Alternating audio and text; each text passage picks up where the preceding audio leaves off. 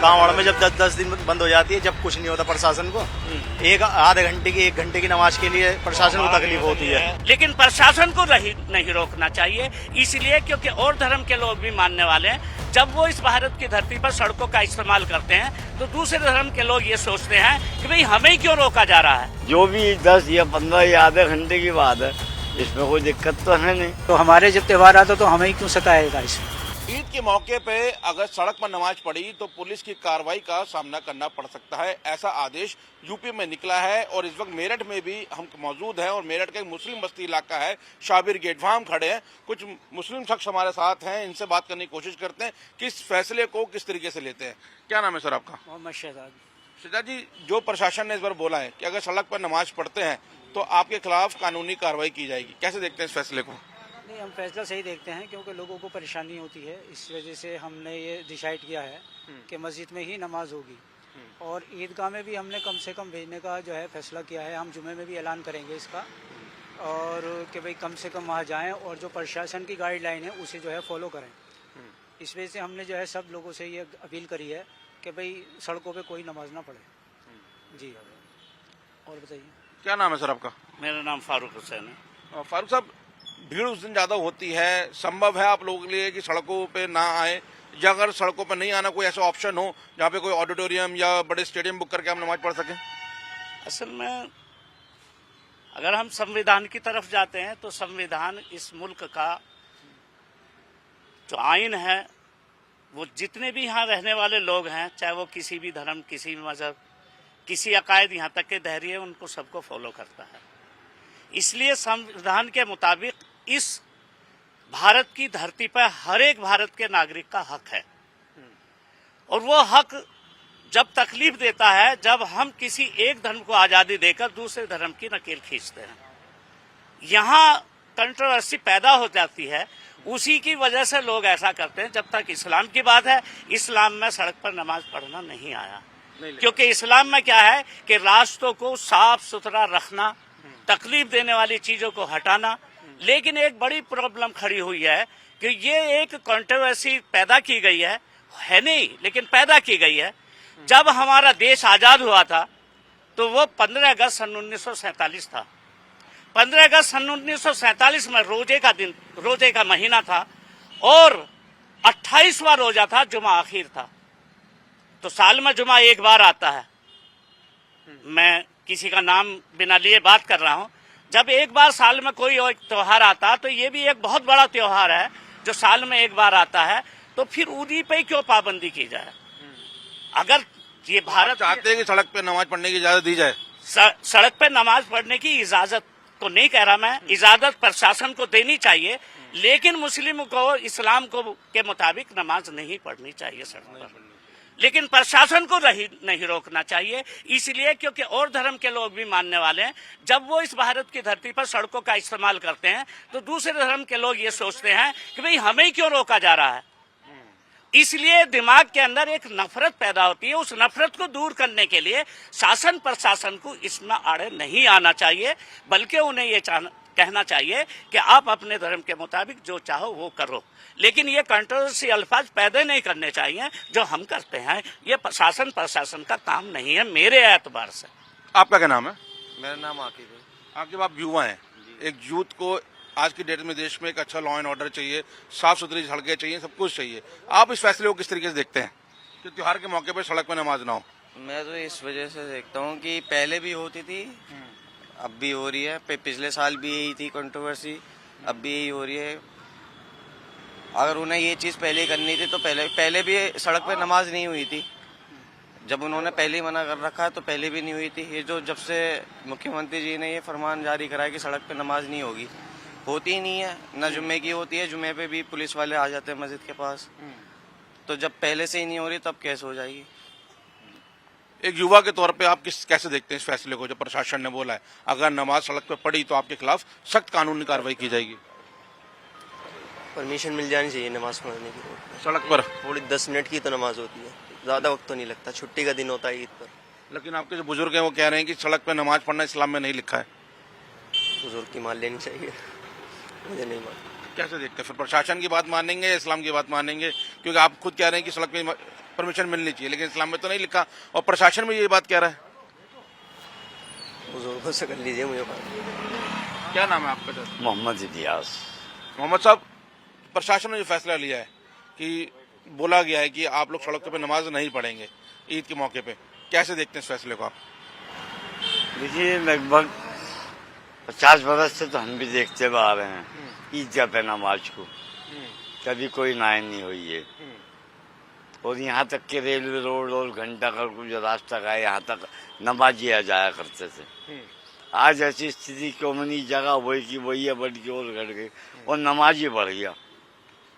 जो भी 10 या 15 या आधे घंटे की बात है, इसमें कोई दिक्कत तो है नहीं होती, ठीक है। नमाज नहीं होती, इससे पहले भी नमाजी हुई है, अब क्या दिक्कत आ गई? तो आप चाहते हैं सड़क पे नमाज पढ़ने दी जाए? सिर्फ अगर देखा जाए तो ईद का अगर ऐसा मौका है, नमाजी बढ़ जाता है मस्जिदों में, क्योंकि वहाँ मस्जिदों से सवाब ज़्यादा बेहतर मिलता है। आई तो ईदगाह में ही है नमाज, कि पहले ईदगाह उसके बाद मस्जिद है। अब वहाँ इतनी जगह रही नहीं, क्योंकि जनता बढ़ चुकी है। अगर उस दिन की इजाज़त दी जाए तो बेहतर है, नहीं तो जैसा प्रशासन चाहे तो हम तैयार है उसको। कितना वर्ष हो गए आपको इस शहर में? मैं 58 वर्ष हो गए। 58 वर्ष जी। तो इस शहर में मुस्लिम आबादी इतनी है कि उनको सड़कों पर आने की जरूरत है, या जो मंदिर है, जो मस्जिद है या ईदगाह है, वहाँ तक सीमित हो सकती है नमाज?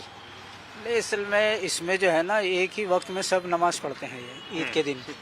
तो अलग अलग होता, कभी एक दिन पढ़ लें, कोई दूसरे दिन पढ़ ले, ऐसा तो है नहीं। तो एक ही वक्त में पढ़ें तो जाहिर सी बात है पूरे शहर का मुस्लिम एक नमाज पढ़ेगा। तो इस वजह से ये चीज़ें आती हैं पेश की जगह, वरना आमतौर से जुमा होता है, सब अपनी मस्जिदों में पढ़ जाते हैं, उसमें कोई दिक्कत नहीं आती। किसी में 2 बजे हो जाता है, किसी में 12 बजे हो जाता है, किसी में 1:15 बजे हो जाता, तो उसमें एडजस्टिंग हो जाती है। लेकिन इसमें एडजस्टिंग नहीं हो पाती, क्योंकि एक ही वक्त होता है नमाज का, उसी में सबको पढ़नी पड़ती है। बट हमने देखा है जब ईद की नमाज होती है तो कुछ देर बाद होती है, कोई 7 बजे, कोई 7:15, कोई 7:30 ऐसे। वो तो अभी जब गाइडलाइन आई तो वो मस्जिदों में होने लगी इस वजह से, वरना ईद की नमाज तो एक ही उसमें होती थी, सब ईदगाह में ही पढ़ते थे नमाज। ये तो अब जब हुकूमत की तरफ से गाइडलाइन आई कि भाई रोड पे नमाज नहीं होगी, उसके बाद ये मस्जिदों में करानी पड़ेगी। हालांकि ईद और बकरा ईद की नमाज सिर्फ और सिर्फ ईदगाह में ही होती है, ईदगाह में ही पढ़नी चाहिए। ये हमारी सुन्नत है, ये हमारे नबी की, कि भाई ईदगाह में ही नमाज पढ़ी जाए। लेकिन ये है कि आमतौर से कोई जो है रोडों पे नमाज नहीं पढ़ता, कोई जुमा में भी अब जो है मस्जिदों में पढ़ने लगते हैं लोग नमाज। लेकिन ये है कि प्रशासन को चाहिए, हुकूमत को चाहिए कि भाई थोड़ी छूट भी दे दें। आगे भी आप लोग देखते हैं कि जब कांवड़ चलते हैं तो सारे रोड भी बंद हो जाते हैं, उस वक्त भी तो रोड बंद है, और कई महीने तक जो है रोड बंद रहते हैं। तो हम तो इस पर कोई एक्शन नहीं उठाते, ना कोई जो है कुछ एतराज़ करते इस। तो हमारे जब त्यौहार आता तो हमें ही क्यों सताएगा इसमें। इस वक्त हम ईदगाह में मौजूद हैं। ये वो जगह है जहाँ पे मेरठ के सबसे ज्यादा नमाजी जो है वो ईद वाले दिन इकट्ठे होते हैं। हजारों की संख्या में यहाँ पे नमाजी इकट्ठे होते हैं और इस बार प्रशासन ने कहना है कि जो नमाजी यहाँ इकट्ठे होंगे वो केवल ईदगाह के अंदर ही रहेंगे, जबकि हर बार का जो दृश्य होता है वो ईदगाह से बाहर जो सड़कें हैं वहाँ पे भी नमाजी आ जाते हैं। आप देख सकते हैं एक छोटी गली है ये ईदगाह के बाहर, और बताया जाता है जब नमाज शुरू होती है यहाँ पर उस दौरान ये पूरी सड़क जो है वो भर जाती है नमाजियों से। इसके अलावा जो बाहर की तरफ मेन सड़क जा रही है, जो मेन रोड जा रही है बाहर की तरफ, वहां पर भी नमाजी बड़ी संख्या में इकट्ठे हो जाते हैं और काफी दूर तक, मतलब यहाँ से मान के चलिए घंटा घर का जो इलाका है वो करीब यहाँ से आधे से पौने किलोमीटर दूर है और वहां तक नमाजी जो है वो सड़क पर बैठ जाते हैं। इसलिए प्रशासन ने इस बार सख्त फैसला लिया है कि इन सड़कों पर नमाजी इकट्ठे नहीं होंगे, क्योंकि नमाजी इकट्ठे होने की वजह से सड़क पूरी तरीके से जाम हो जाती है और जब सड़क जाम हो जाती है तो कई तरीके की जो परेशानियां हैं वो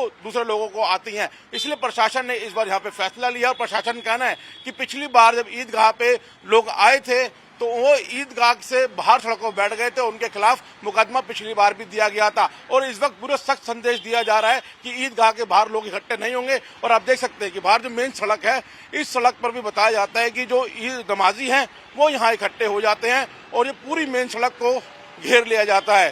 तो इस तरीके से परेशानियां ना हो, नमाजी सड़कों पर ना आए, इसके मद्देनजर एक बड़ा फैसला जो है वो प्रशासन की तरफ से लिया गया है। तो फिलहाल जो नमाजी हैं, जो इस्लाम के लोग हैं, उनसे जो हमारी बात हुई इन इलाकों में तो उनका कहना है कि हम प्रशासन के फैसले के साथ हैं, लेकिन अगर प्रशासन थोड़ी देर की छूट दे देती है तो उसमें कोई बुराई नहीं है। तो फिलहाल जो सड़क देख रहे हैं ये ईदगाह के बाहर की सड़क है और ये सड़क पूरी तरीके से उस वक्त जाम हो जाती है जब यहाँ पर ईद की नमाज होती है। कुछ लोग हमारे साथ बात करने की कोशिश करते हैं। क्या नाम है आपका? जावेद। जावेद जी, प्रशासन ने जो फैसला लिया कि ईदगाह के बाहर सड़क पर लोग नहीं नमाज पढ़ सकते, कैसे देखते हैं आप? वैसे तो एक तरह से देखो जी सही है और एक तरह से थोड़ा गलत है कि हमारा साल में एक त्यौहार आता है, अगर कुछ देर के लिए रोड बंद हो जाए तो आधे घंटे की हमारी नमाज होती है, इतने ट्रैफिक को भी कोई दिक्कत नहीं, कोई परेशानी, कोई आपत्ति नहीं। बाकी उसके माध्यम से आपका कोई और झल्लूस वगैरह निकलता है, उसमें घंटों के लिए जाम फंस जाता, सब कुछ फंस जाता, जब भी लोग परेशान होते हैं। जब कोई बात कांवड़ में तो 10-10 कांवड़ में जाती है, कांवड़ में जब 10-10 दिन बंद हो जाती है, जब कुछ नहीं होता प्रशासन को, एक आधे घंटे की 1 घंटे की नमाज के लिए प्रशासन को तकलीफ होती है।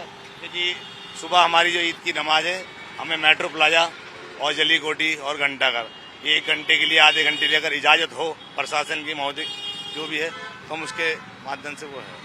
मगर जो इस्लाम मानने वाले बुजुर्ग हैं, हमने उनसे बात की तो उनका कहना है कि इस्लाम में लिखा ही नहीं कि सड़क पर नमाज पढ़ सकते हैं। वो आपकी बात सही है। पिछले 50 साल से जो है हमारी 44 की उम्र मेरी है, मैंने जब से होश संभाला नमाज हमने यहाँ भी पढ़ी है, सड़क पे भी पढ़ी है, अपने ईदगाह में भी पढ़ी है।